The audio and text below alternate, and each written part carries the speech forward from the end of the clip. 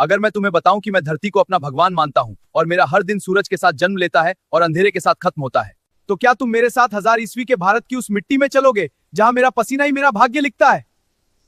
मैं एक किसान हूं, समय है लगभग 1000 ईस्वी।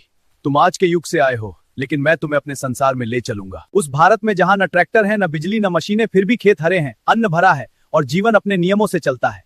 मैं तुम्हें अपना एक दिन नहीं, अपना पूरा जीवन सुनाऊंगा, जैसा वह सच में है, जैसा इतिहास के पन्नों में दर्ज है और जैसा हमने जिया। मेरा गांव 1000 ईस्वी का भारत, मेरा गांव उत्तर भारत में है, जहां आज तुम शायद उत्तर प्रदेश या बिहार कहते हो। उस समय हमारे क्षेत्र पर महमूद गजनवी की चर्चा दूर कहीं सुनाई देती है, पर हमारे जीवन पर असली प्रभाव स्थानीय राजाओं और सामंतों का है। दक्षिण में मेरे जैसे किसान राजराज चोल प्रथम के राज्य में खेती कर रहे हैं।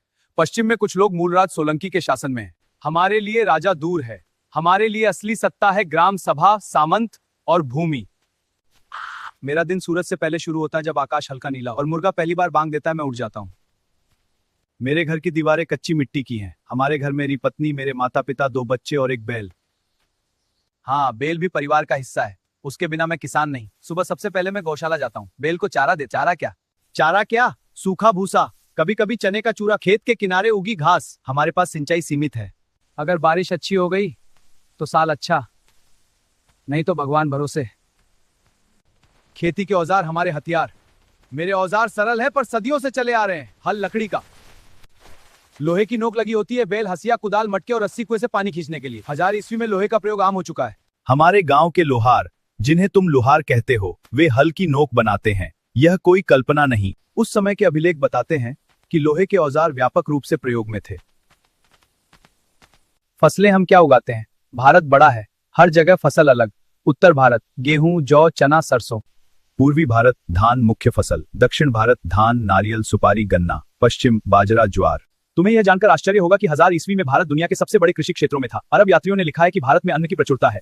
सिंचाई कैसे होती है? हमारे पास 3 तरीके हैं, कुएं, तालाब, दक्षिण में बड़े सिंचाई टैंक। दक्षिण भारत में चोल राजाओं ने बड़े बड़े जलाशय बनवाए। राजराज चोल प्रथम और उनके उत्तराधिकारी सिंचाई के लिए प्रसिद्ध थे। हमारे गांव में हर साल तालाब की सफाई सामूहिक रूप से होती है।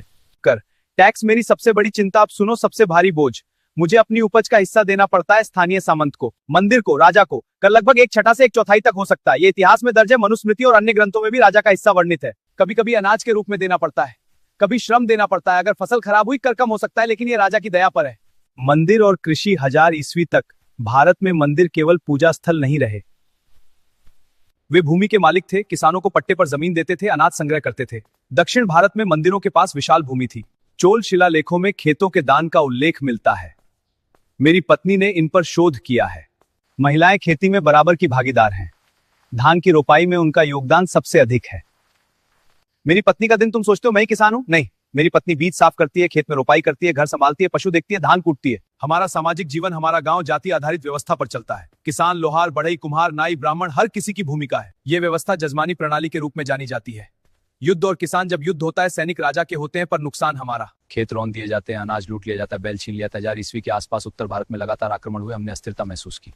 रात का समय, दिन भर के श्रम के बाद मोटी रोटी, दाल, कभी कभी दूध, हम दीपक जलाते हैं, तेल सरसों का। कभी कभी गांव में कथा होती है, रामायण, महाभारत। मैं भविष्य से कुछ नहीं जानता। मैं नहीं जानता कि आने वाले 100 वर्षों में क्या होगा, कौन आक्रमण करेगा, कौन शासन करेगा। मैं बस इतना जानता हूं, धरती मुझे धोखा नहीं देती अगर मैं उसे मेहनत दूं। अंत में तुम आज के युग में हो, तुम्हारे पास मशीनें हैं, बाजार हैं, विज्ञान है, पर याद रखना 1000 ईस्वी का ये किसान ही वो नींव है जिस पर भारत की सभ्यता खड़ी रही। मैं किसान हूं, मैं इतिहास नहीं लिखता, मैं उसे उगाता हूं।